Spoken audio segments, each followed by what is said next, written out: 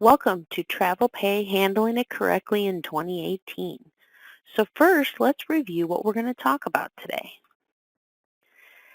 First, we're going to talk about really understanding how you defined hours worked. Believe it or not, defining hours worked is the critical part that really feeds into all different types of travel pay because that's the main thing that both federal governments and state governments will look at to really determine the proper payment and proper calculation of hours based on the hours that an employee works. So we're going to talk about that definition and understand it a little bit better in hopes that it'll help you determining your travel pay a little bit better.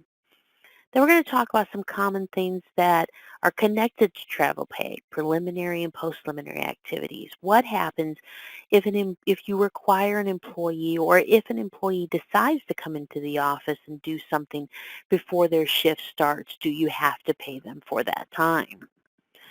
Then we're going to talk about on-call time. A lot of times travel pay becomes an issue when people are on call, and there's questions on how to handle that. So um, be aware of that. On-duty waiting time. So wonder if you have an individual who's doing work for you and they're waiting to start working. How is that handled in that situation? Then besides on-duty waiting time, training and seminars.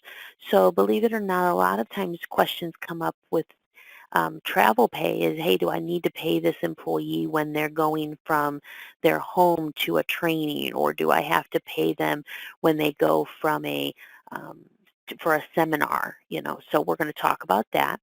And then we're going to talk about travel pay or the Portal to Portal Act, which maintains a lot of the rules and laws from a federal perspective when it comes to travel pay.